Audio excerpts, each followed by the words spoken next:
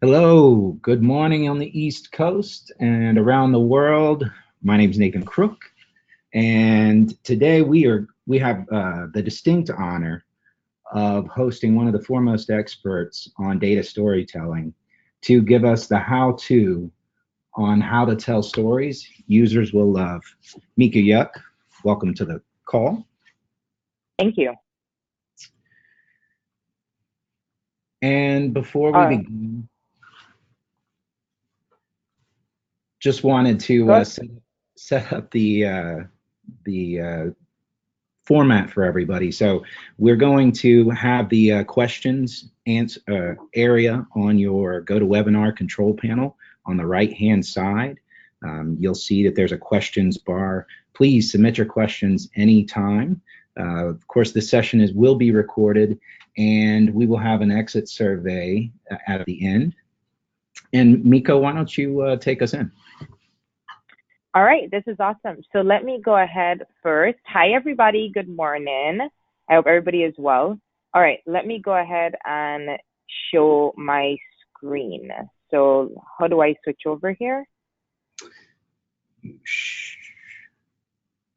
I think we stopped showing Nathan's screen. Oh, Pauline? Change presenter to me.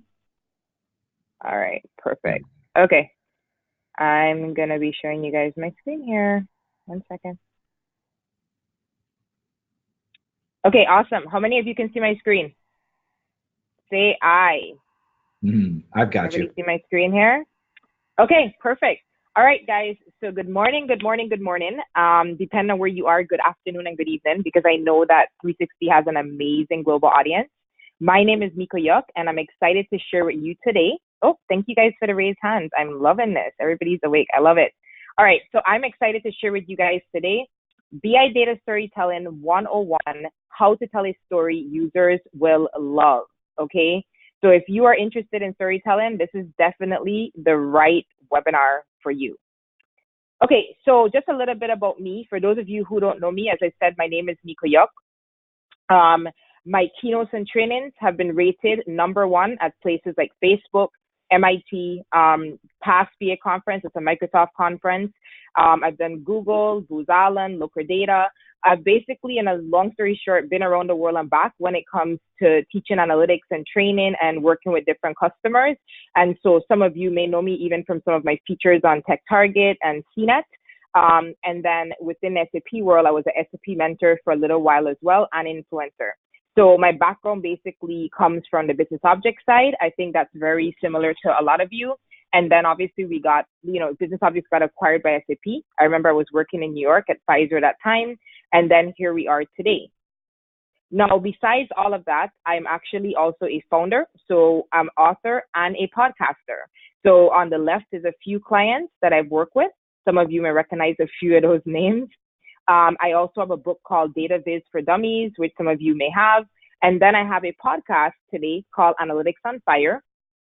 We get quite a bit of fanfare from there. And I'm starting one called Data Nation next year with my girlfriend, Lillian Pearson, who is also the author of Data Science for Dummies. Okay.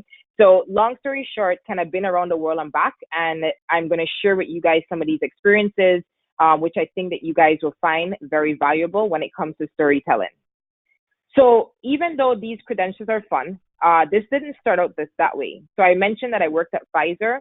So in 2008, this was where I worked at Pfizer's headquarters in New York at 42nd and 2nd Street.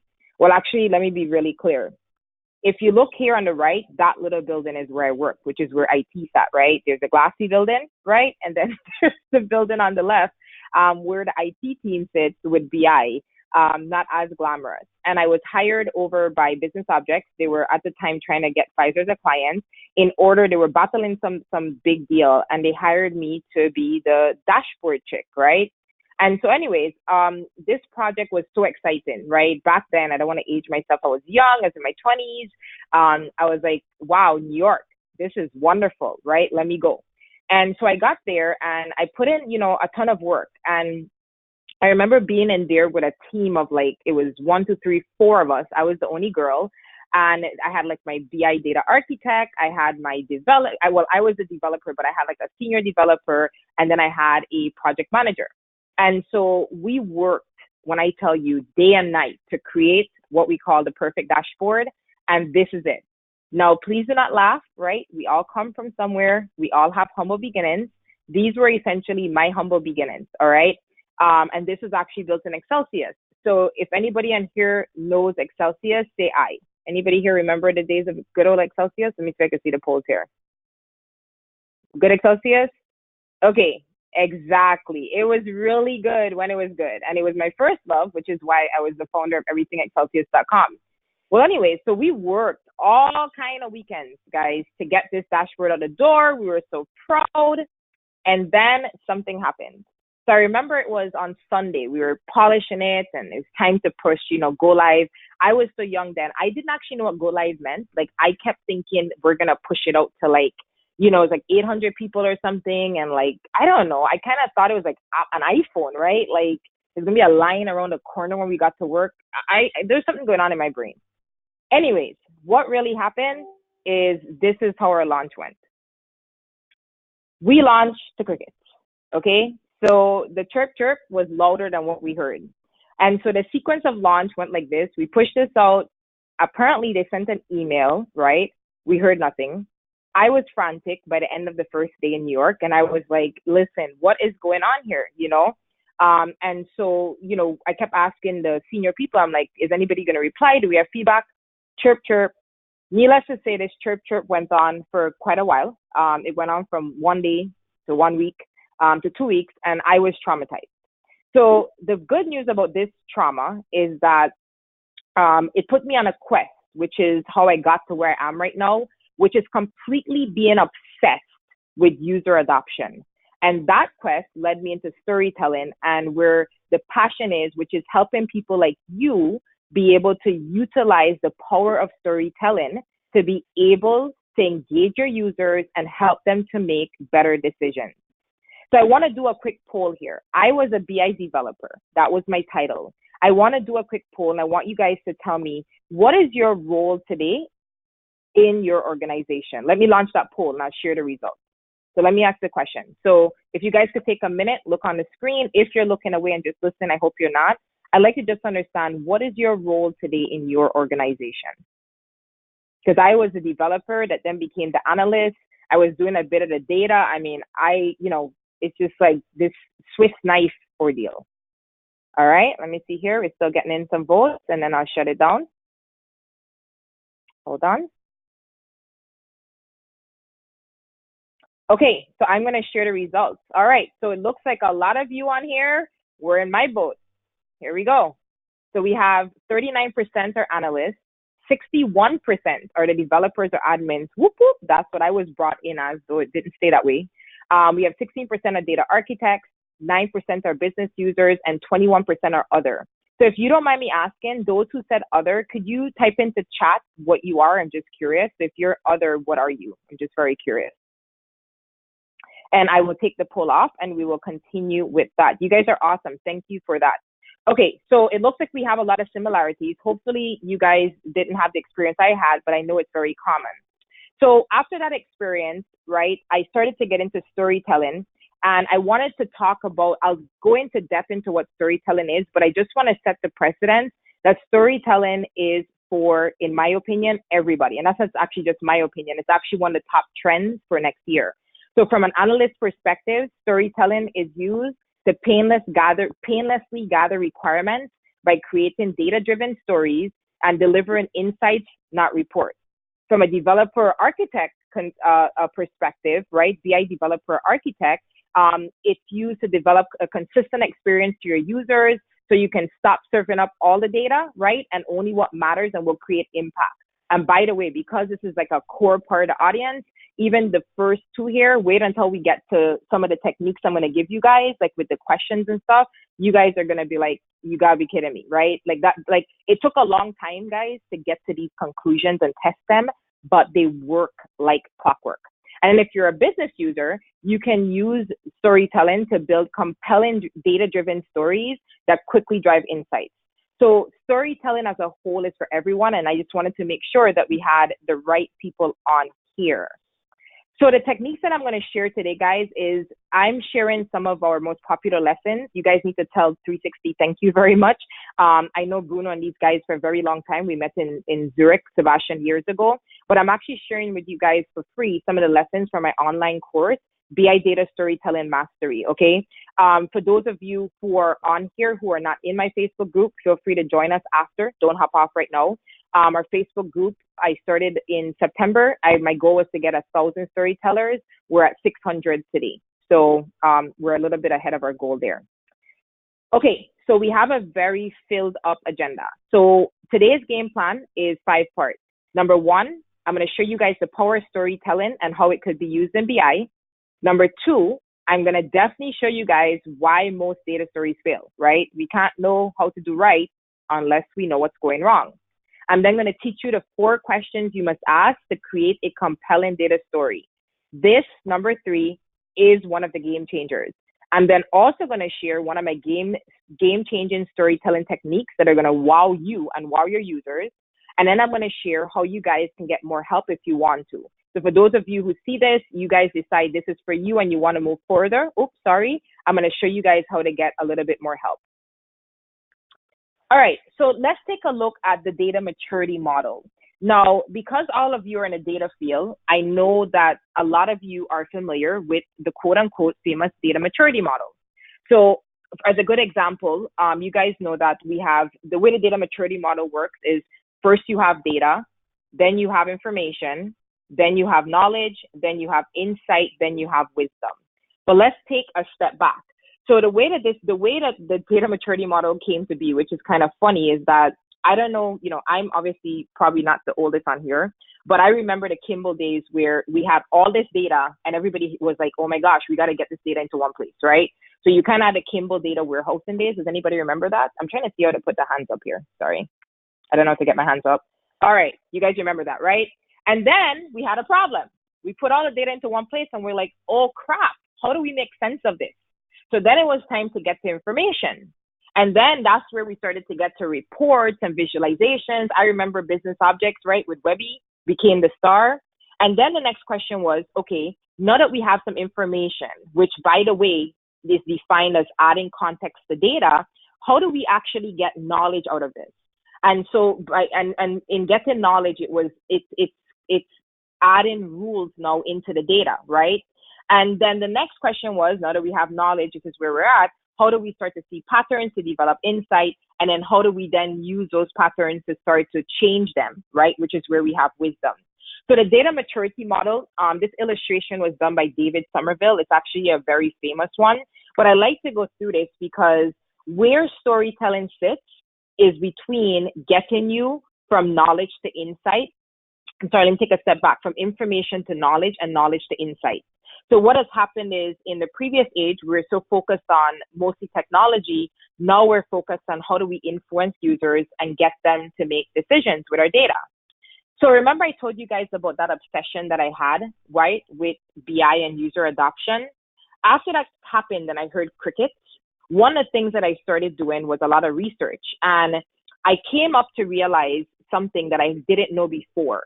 So how many of you are aware that today, how many of you are aware that by 2020, there will be $187 billion spent on BI software? How many of you are aware of that? And I'm trying to put my hands up here. I don't know why it's not working. Here we go. How many of you are aware of that? Let me see here. All right. I see some hands going up or down here. All right. How many of you are aware of the fact that the average user adoption rate is 30%? Actually, let me put down my hands here. Oop, I see some coming up. All right, good. Okay, awesome. And then how many of you are aware of the fact, so I'm going to put some of these hands down here, that 7 out of 10 BI projects fail? Right. So let me tell you what happened. And I don't know how to put down hands, so maybe I think Nathan can help me. I had no idea that the odds were stacked against me. And unfortunately, they're stacked against you as well, right? I didn't realize that going into my Pfizer project, that like so many projects failed. Like I literally had no idea. Okay. So this little quest to search, led me over to all this, soul searching, to be quite frank. But before I could finish soul searching, you guys have probably seen the headlines, right? There's a new headline out now there's a new headline out now that's talking about AI being a new BI, which I'll get to in a minute. So in my soul searching, one of the things that I did is I started to take a look to try to understand, right? Why do these projects fail? So when I took a look at the 7 out of 10 projects that failed, I noticed some key patterns. One of the key patterns was that 80% of the focus and investment in those projects, not just money, but even time and resources, was spent on technology. 15% was spent on processes, and 5% was spent on people. And sometimes 5% was spent on people. It was very hindsight. And then I worked on a number of projects that were very successful. After 2 years, it was very painful at first. And I started to notice that there was a slight difference in this equation. So in those projects, the 3 out of 10 that were more successful, I noticed that 50% of the time was spent on technology, 30% was spent on processes, and about 20% was spent on people, right? And the difference here too is that people were put forward, right? They were in the front versus being at the end. So this is called the PPT framework. I know a lot of you heard or are familiar with that, but this slight shift, and I'll go back here, this slight shift in focus was actually the difference between a successful and a failed BI project. So let's fast forward now, 2018, 2019. I started my career as a data scientist before I ever got into BI, and that's a long story. So you have to understand how intrigued I am that like right now everybody is saying AI is a new BI.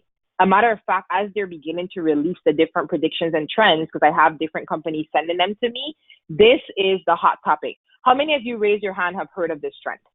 AI is a new BI, right? It's like, okay, dude, robots are coming, run for your life. Well, here's the interesting part. AI is the new BI. Do you know why? Gartner released a study in November 2017 that 85% of big data projects have been deemed as a failure. So this is actually not really funny. It's kind of sad. But essentially what has happened is that all this AI hype that has happened, they're failing at a higher rate than BI projects, right?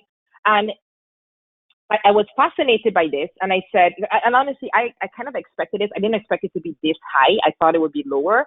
But when I looked a little bit deeper and I did the research, I saw here, if you look at the underline, right, it says that, and this is, by the way, about that study that Gartner did, it says that despite moving towards a data-first strategy, many company executives still tend towards trusting their instinct instead of what their own data tells them.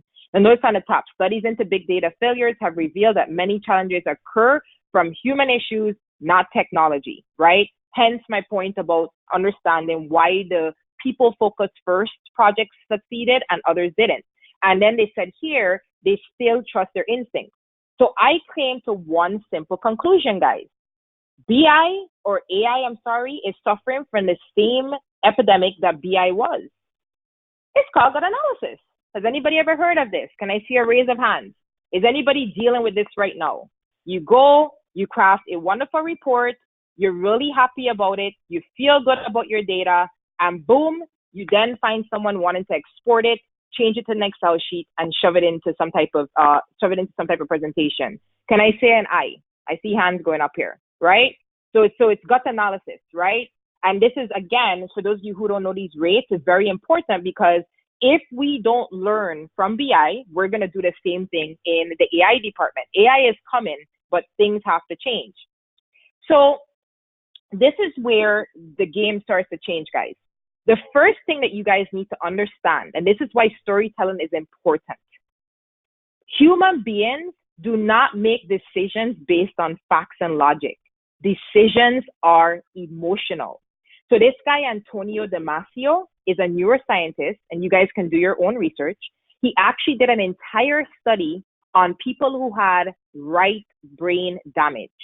And he only came to one single conclusion, The conclusion he came to is that the people who had right brain damage were unable to make decisions. I want it to sink in because this is going to be the premise to understanding storytelling and how you can use it. So he literally did a study on people who had right brain damage, and he discovered that because their right brain wasn't functioning, the only difference they had between them and people who had both of their brains working was their inability to make decisions. So understand this, and this is for life, right? Not just data. Decisions are made with emotions, which sits in our right brain, and then we use our logic, which is our left brain, to justify it. So the question is now, going back to the data maturity, right? Everybody wants to get from information to knowledge, but how do we do that, right? And knowledge, remember, is not just about smarter data. It's about influencing people, and it's about getting them to make decisions. So I want to do a quick test with you guys here.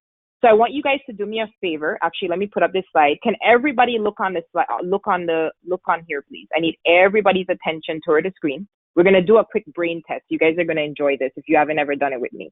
Can everybody look toward the screen? I can see your attention span. I think we have most of everybody looking at the screen. Okay. I want you guys to do me a favor.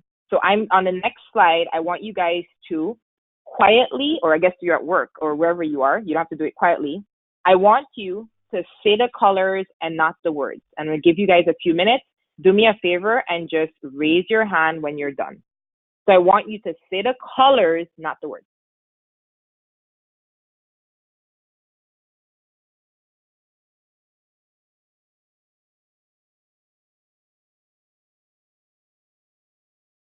Oh my gosh, I see some of you from my Facebook group. You guys already know this test. I see Carla, I see Frederick, I see Luis here. Okay, almost done. I'll feel better when I get more hands. I see quite a few here. All right, so the colors, not the words. I'll give you guys a few minutes. I'm gonna be quiet.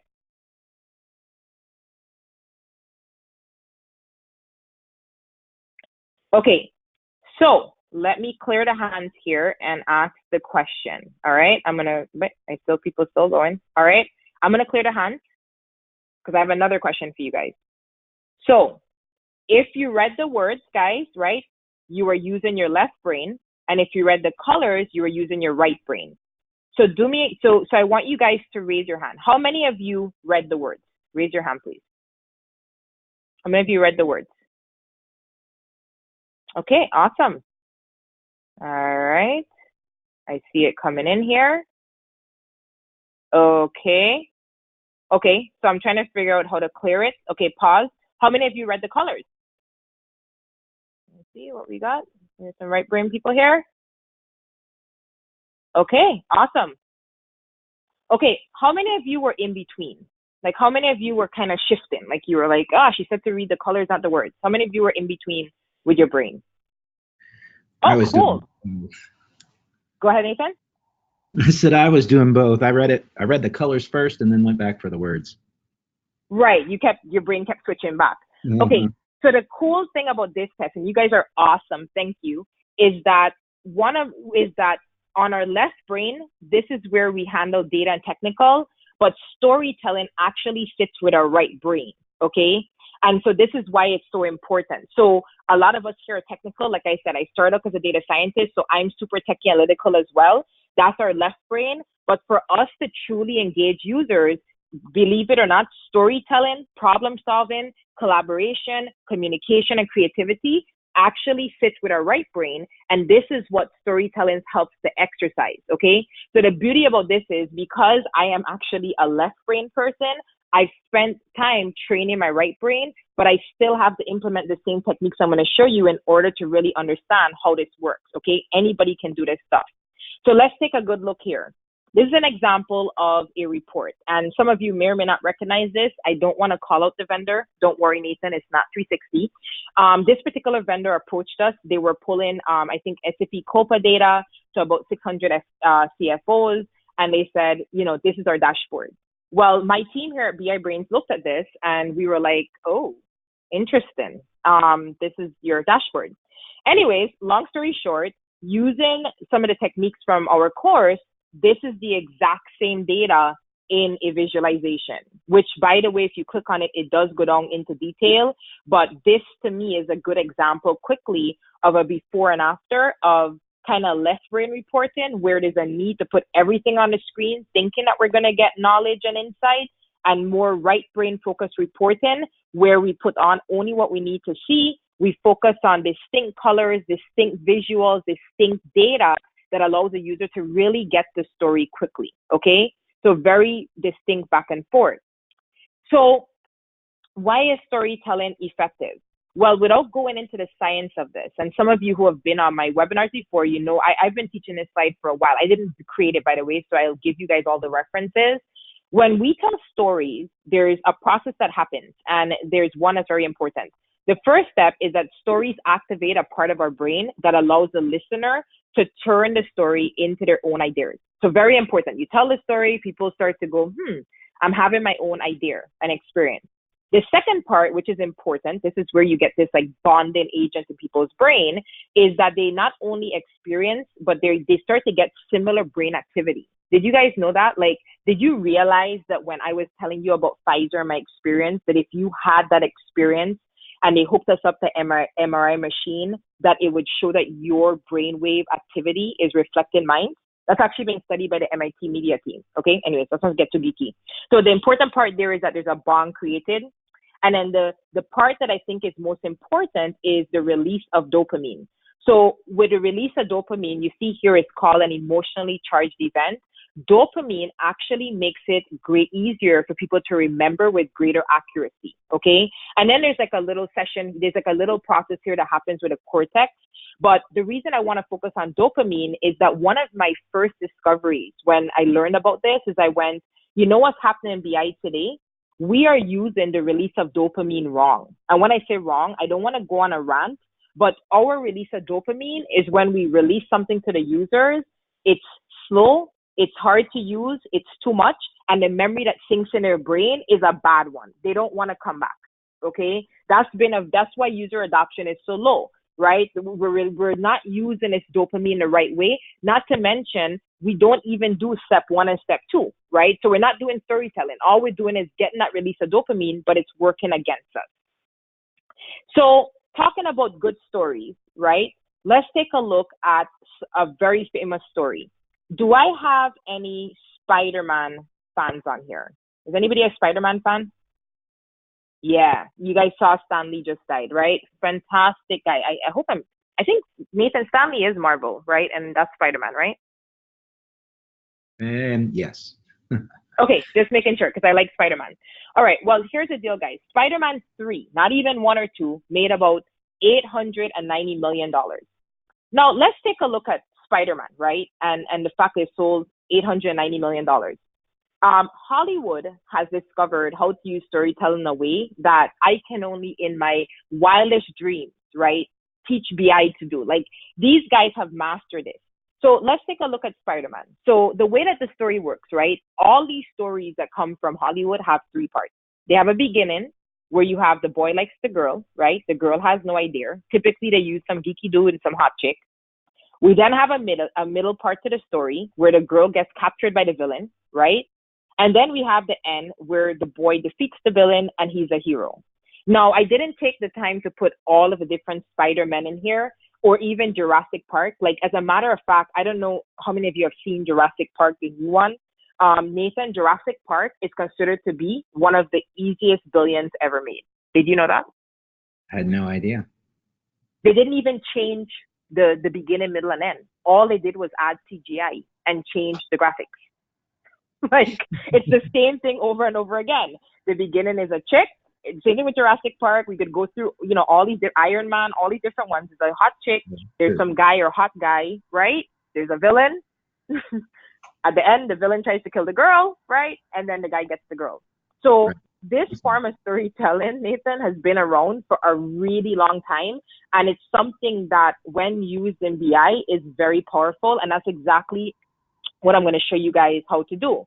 As a matter of fact, the chief economist and data storyteller, he actually works at Google now. His name is Hal Varian.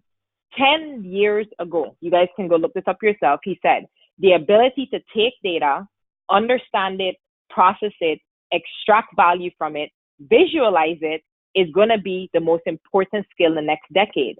Now, as you guys have probably started to see the hype online, right?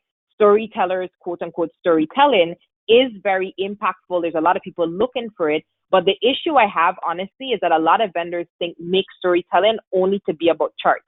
And I don't believe that. So let's get started here with two techniques that I'm going to show you guys. So the first one is I do have a question for you. When you guys are working with users, and I'm going to run another poll, which question do you ask your users first? Let me launch this poll here. So when working with users, right, you're trying to gather requirements, you're trying to work with them, which one of these questions do you ask your users first?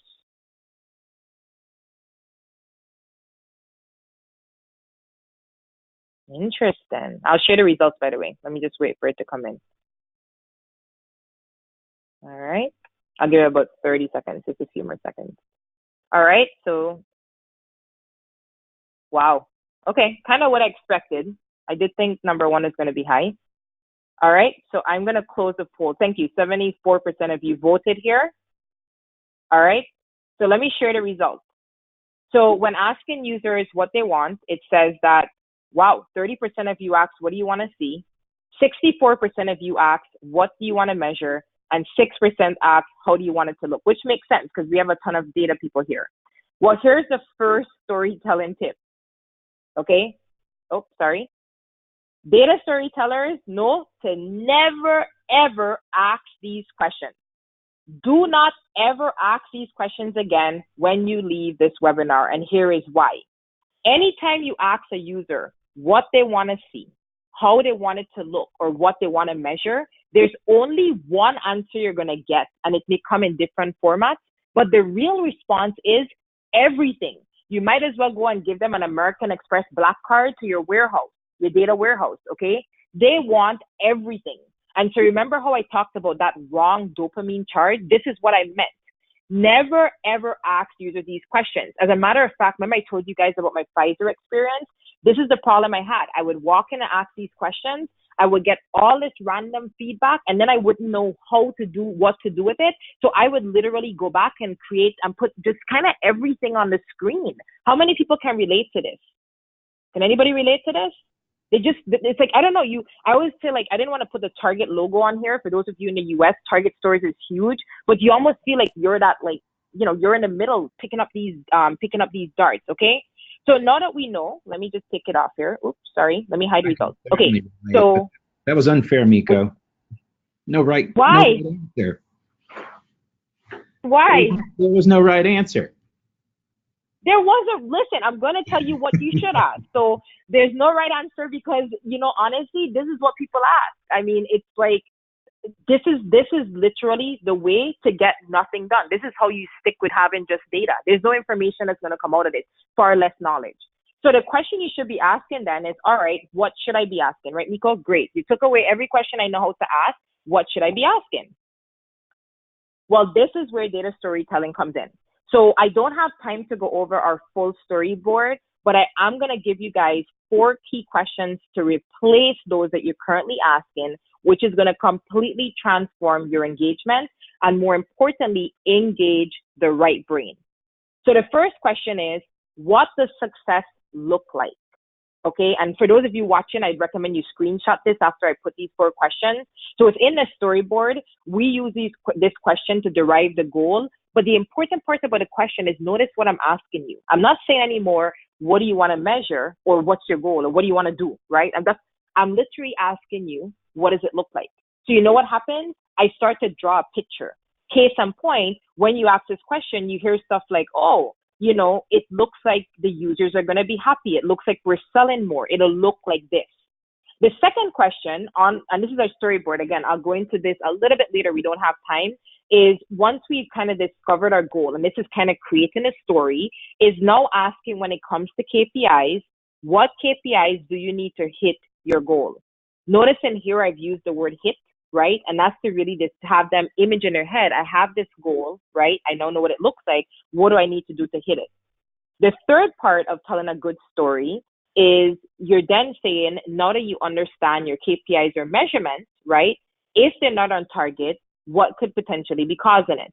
So this is again another question where you're asking them, you're drawing a visualization now of you have this goal or this target, we're not hitting it, and help me explain why.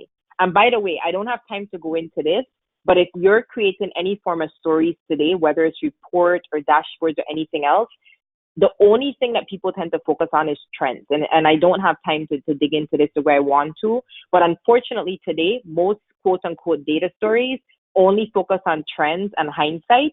And this is why business users do not engage as much with, basically you're kind of telling them stuff they already know. They want to learn about stuff that they can do in the future or stuff that's coming. So that said, the last question that you ask to create a compelling data story is to get the actions. You then state, look, if the trends aren't happening, then how do you fix it today? Okay. So I want you guys to screenshot this, and I'll do a quick poll because I'm going to take it off the screen here. How many of you, let me take on the hands of screenshot this slide before I take it off. You guys got a screenshot here? All right, because I'm going to take it off because we have a lot more to cover. Okay, and you guys are going to get, I think, part of it deck from Nathan, so you should be fine. So how does storytelling apply to BI? Well, here's another good example. This is actually from a real client. So this is an example of a left brain data narrative that has no story, okay? And again, using some of the techniques, this is a right brain data narrative. This is the exact same data, I promise you. So again, the client came to us. They said, obviously, the business is having a problem. The exact words were the business doesn't like this. I'm not calling, no comments. And we then took that and we transformed it into this. This is the exact same data, but it was more tapping into exactly what some of the business problems were. And part of that was by asking the questions that we just asked just now. Okay, instead of asking what, like I always look at this as this is what do you want to measure, and this is what a success look like, right? Understanding what are your KPIs, you know, what's causing it, what are your trends, and then what actions do you need to take. Okay, so I have another exercise that I want you guys to do. And Nathan, I guess I didn't warn you that my webinar is pretty interactive. Can you guys do me a favor? Can you grab any piece of notepad around you? I want to do another exercise so you guys can really understand the power of the words and storytelling. Can you guys just put up your hands? Can you just get like three, it should be like post-it size, or get a piece of paper, get a pencil or pen, it doesn't matter. Just put up your hands here. We're going to do an exercise together. And by the way, this exercise, when I do it, people fall deeply in love. So I highly recommend if you're just listening, you want to participate with this. It's going to take about 3 minutes. Okay, I see a couple hands here. Does that mean that everybody else doesn't have a paper and a pencil somewhere? Because you definitely don't want to miss this. All right, let's have a little bit of fun with storytelling. So on a piece of paper, I want you guys to basically draw one picture to visualize this word. And I don't want no diagram. I don't want no craziness. I want a single picture to visualize the word fresh. All right. And when you are done, because it's harder for me to kind of gauge, could you just raise your hand when you're done? I want a single picture and put the word fresh above it, okay? I usually do these in my live workshops, so I just need some interaction from you. All right, we got some people still working here. Nathan, you doing it too? Oh, yeah. Okay, good. All right, I got enough hands. I'm satisfied. Okay, so now what I want you guys to do is on a separate sheet of paper, just put this one aside for a minute, or not in the back, but I just want you to move it aside, is I want, oh, by the way, sorry. So the question is, let me clear the hands here. How many of you got something that looked like this? Whether it's a tree, a leaf, a fruit. How many of you got something that looked like this? Nathan, what'd you get? Yeah, I've got a daisy flower. You got a flower. Okay, awesome. So now I want you guys, because we run out of time here, to do another exercise, and I want you to visualize the word increase.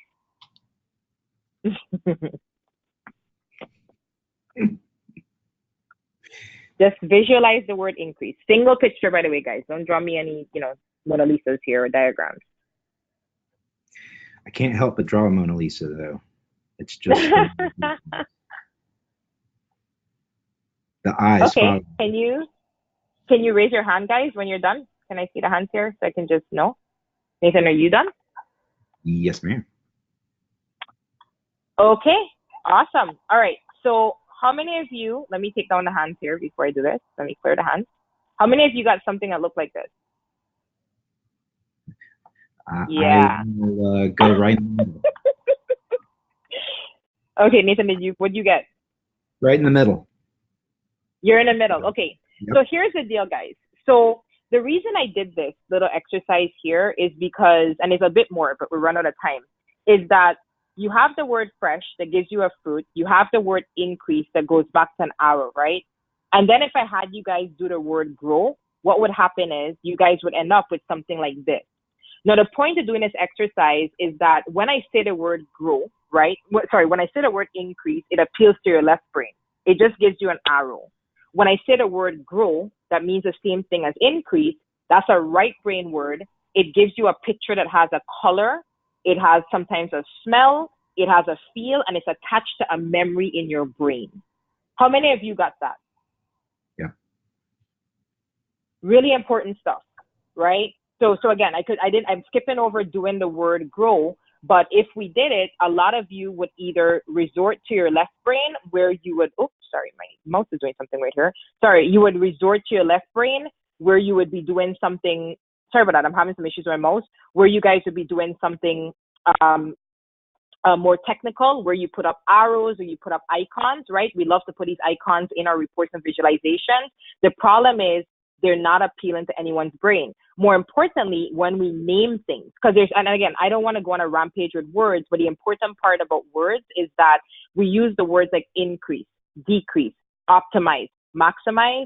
Please understand when you leave here today that those words mean nothing to people. So one of the first steps when it comes to storytelling is you have to be careful to mind the words that you're using when you're naming your metrics, your KPIs, or your reports. Because the reality is that when you use words, I think this executive, what did he tell me? He says, we use the word synergize. Nathan, what picture do you get when I say the word synergize? There we go. I don't even know. It helps if I'm not on Right. mute. Yeah, no, that's fine. Okay. So you get my point. Like these words that we use, what about optimize? What kind of picture do you get? Yeah, that one's another one that I might. Right. Systemize. Right? All Yes. these big words that we use, automate. Guys, listen, if there's one thing you take away from here besides my last lesson, the first place to start with storytelling is when you're naming your stuff that you're doing, start renaming them so that they're right brain focused. Because if we can't even get people to, if we can't even get what they're reading to appeal to their brain, we've already lost them. Hence why we can't get people to make decisions. So anyways, I hope that lesson was really clear. Those are two core lessons that I wanted to kind of show you guys, which was this lesson about using right brain words, because to me, that's where it starts. And then kind of my previous lesson about just understanding where the brain is. Now, as I said to you, there is quite a handful of small techniques like this that make a difference. So before I get in more deeper into the process, here's how you use what I just said. So we're super clear and you guys leave here with actionable advice. Everything that you name, everything that you write, whether it's an email header, a topic, every report that you name, even your dimensions, focus on using right brain words when it comes to describing them. Okay. It makes a huge difference, a like monstrosity difference in how people react and respond, because by using words that create visual pictures in people's brain, you're actually able to activate what I talked about, the dopamine in the right way, go through the storytelling process, and that way you're able to create the memory. Okay, so with that said, I'm going to share with you guys our simple 5-step process. Like I said, the area that I was sharing with you guys was really focused around creating a story. That's kind of first step of the process. So I mentioned to you guys that we teach people how to do this BI data storytelling from end to end.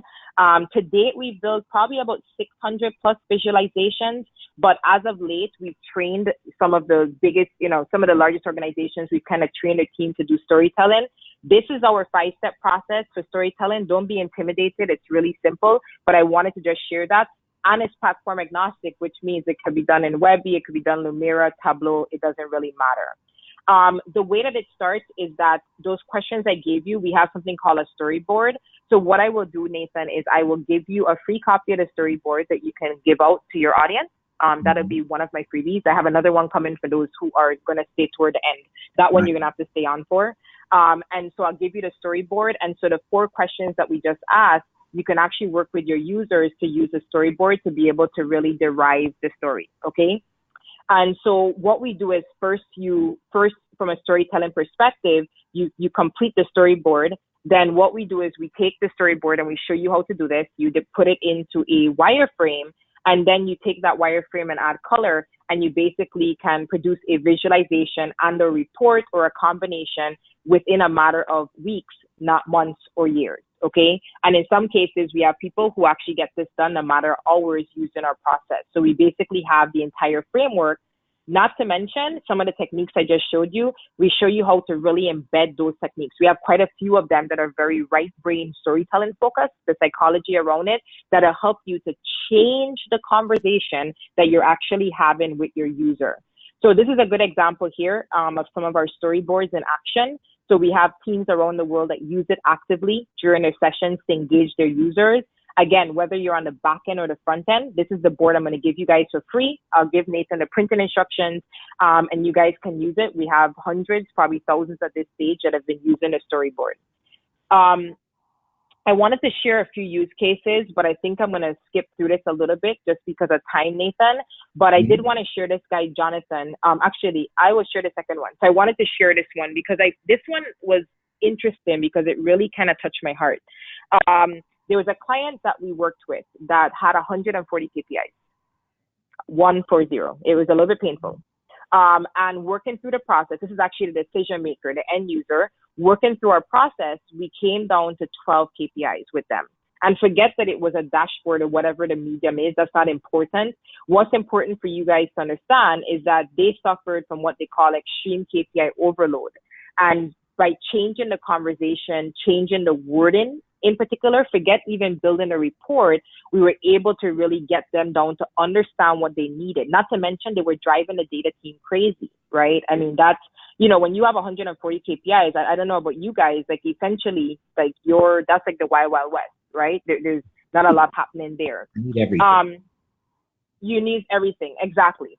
So anyways, and then here, sorry, I'm going through my deck. I'm kind of struggling between my GoToWebinar and my regular deck. And then we have here another one, which is interesting. I'm actually going to share his video in our Facebook group. Daniel Levosky took our methodology and produced 64 dashboards in 7 weeks for AT&T. Wow. I am incapable of doing that myself. Let's just be 100%. This story fascinates me. I just got approval for him to share this video. The story is actually a couple years old. But anyways, he basically kind of took these techniques. He was brought in because a big project had failed with the company. This is all on record, so I can actually talk about it. And he was able to take these techniques. And it's interesting, when he started in our class, he was doing it as every day he learned something, he had to apply it because the project started and he didn't know what to do. Okay. So, and he's not an IT guy. Should I add that part? So it's very interesting to watch this. This one still fascinates me because I don't know if I'm capable of doing this, if I'm being 100%. Okay. So I want to do one more poll here, and then I am going to give you guys one last freebie, and then Nathan's going to open the door for any questions. Give me a second here. I'm trying to find my mouse. Oh, hopefully my screen's not going up and down. Okay, so my last question to you guys is, and I know that I talk fast, how many of you guys have an interest in becoming a great storyteller? So I've only scratched the surface with you. I put the poll on the screen. How many of you have an interest in becoming a storyteller? Now, again, this is a lot of right brain work. Some people like it, some people don't, but I love you guys to tell me. How many of you would like to become a storyteller? All right. I'm seeing here, when we get to about 75%, I'll close in about 5 seconds. Good. Okay, so the good news is it would be scary if I saw any no's. So hopefully nobody's afraid because it's all anonymous. Don't worry. So if it's no, it's still good. Okay, so the good news here is that the response I got was 86% say yes. That's very positive because it's the most sought after skill set in the coming years. That's been documented. 5% say not sure. That's fair. It is not for everybody. It is right brain work. It is slightly different work. You have to exercise the other side of your brain. For some people, it's very exhausting. And then some other people say they need more info. Okay, so the question is, what's next? So at this point, there's two things that are going to happen. So I set expectations. Number one, for those people who want to do more or learn this skill set and do more, I'm going to give you guys a special offer. I was asked to do this by GB and Smith. For those of you who want to go to the next step, work directly with us, understand how this works, and then we're going to open up for Q&As. And Nathan, you're going to handle that, right? Because I want to make sure we leave time for Q&As, correct? That's exactly right. And any questions people have, please put them in. Yes, please start to put them in the chat. Okay, so let me run through. So for those of you in particular who may want to go to the next step and work directly with me and my team or get direct feedback from me, what I showed you guys on here are just a few of the techniques and tactics that we teach within our actual online course. Today, BI Data Storytelling Mastery was released in September. We opened the course for about 6 days. We had about 52 students come in, but to date, we have almost 100 students. Okay, so I open and close the course and keep it kind of small per cohort because I do live Q&As and other stuff with our students, all right? So if you want to become the chief data storyteller in your organization and you want to join me, then listen up. So what I did here is I created this online course. And basically what we have in our course is we have 30 high quality videos, we have 15 lessons, we have over 10 hours of content. You guys get tons of templates, you get our entire toolkit. So not just a storyboard, you get our analytics guide. Some of you already have that free and a whole bunch of other templates that we created. We then have our private community online that I mentioned. We do about 4 live Q&As per quarter. You get your certificate of completion. You get to access everything for a year. So you can do it on your phone, you could do it online. The actual course itself has 5-star reviews from our first cohort of people that came in September, and you get to learn at your own pace. And as I said, it's structured here into 4 parts, which is first we go through an introduction with you guys, then we show you how to set up your framework, then how to wireframe, and then how to actually build a data-driven dashboard and a report, depending on what you want to do. But the goal here is we teach you how to better engage with users, okay? This is an example of what it looks like. So some of you take online courses already. Like I said, it's all kind of self-service. Within the first 30 days, you get an email from me every week, checking in. And then from there, you can engage with other students within our Facebook group, or you can engage with me directly, okay? And this is a good example here of, you'll learn how to easily create your own script. So even though I'm giving you guys the questions, this is a good example of a real customer storyboard where they basically created their own script from our questions and they were able to work with their users. At the end, you get your certificate of completion, which is awesome. I know we have people that print them and they put them actually on their desk, which is pretty cool. So here's the deal, guys. Because of my relationship with GB and Smith, we're giving you guys not just some special bonuses, but there's actually a special discount at the end here. So just hold on for a second. So what you get in here is within our toolkit, you get all of our checklists, all of our templates, all of our email templates, all of our use cases. You also get the printed version of the storyboard. I am giving Nathan, however, the PDF file, and you get a free copy of my book. So these are some of the bonuses. It's worth about $3,200. You also get a 30-day money-back guarantee. Like I said, the only refund that we had was a lady who was caught in the North Carolina hurricane, and we were happy to give her money back. Otherwise, so far, we've had really good feedback from people who are very happy with the course, and we haven't had any other refunds, okay? Well, we have our students. We do scholarships as well. So here's the deal. And this is where, Nathan, we did this for you guys' audience because you guys have been long-term partners. For the first 5 people who register today, I will get on the phone with them and do a one-on-one call. Now, Nathan, you know how much I charge. So to get me on the phone for an hour starts at $450. And my clients will tell you, in person, it's actually more expensive. And what I will help do is whatever you want to do. I can tell you what my students have done on the phone. They sit down, some of them go through kind of what they're trying to do, and I go through it piece by piece with them. I've helped some of them set up strategy. So one of my students is the head of Amazon Prime. I help them set up their entire strategy for their BI team, and so on and so forth. However, on top of all of these bonuses and the one-on-one call, we're actually giving you guys a 10% discount on the course. The course itself is $498. And if you go to offer.bidatastorytelling.com and you type in 360IO, you will get a 10% discount. And Nathan, we are going to let you guys have that discount until Christmas Day. So this is not being offered in our Facebook group. This is not being offered anywhere. Okay, so this is specifically type in 360IO if you go in. And then we'll also take the first 5 people and I will do one-on-one calls with them and really help them with this. So Nathan, do you have any comments on here? I think I'm done. I'm ready for questions. Yeah, I just have to say that my takeaway so far is that I'm going to name all of my visualizations after After what? after comic villains. I love it. I love it. Okay. I love it. No, that's my takeaway it's so so far. important. Don't laugh. It's really important. I love that. Okay, and then my last question is: anybody gonna join me? Let me see who's on here. Not my. I have some students that are on here that are in my course, which is kind of funny. They didn't get a discount. Is anybody gonna join me? Oops, let me put a hand down. While they're raising hands, Go ahead, I've got a couple of questions. So someone, and I'm not sure the context here, but they said what framework? P2P ... Sure. So when I talked about 2 frameworks here. There is the PTP framework, which is the People Process Technology framework that's well known. And then I mentioned a second framework, which is our BIA Data Storytelling Mastery framework, where we have what I showed you guys that diagram, where we have kind of all the tools and we give you everything you need. But if you're talking about a PPT, it's just the People Process Technology framework. That's a well-known framework. You can go look that up on the internet. Right. That's perfect. So the next question is, do you have a list of right brain words to use? I do. You get it as a part of our class. I do. That's part of our cheat sheet. Thank you for asking. So we absolutely give people a start-in part so that they can, yes, the answer is just yes, we do. Correct, we do. And just a clarification here, is it 360IO or 360IO? And I'm pretty sure it's 360IO. Yeah, 360IO. Yes, forgive me for that. We did the code kind of right before we did the webinar because I wanted to make sure we offer something special to you guys. Let's see here. So we've got there was a question about how much the online course cost. That was covered. $498, correct. But you guys get 10%. Plus you get the bonus. The first 5 people are gonna get a one-on-one with me.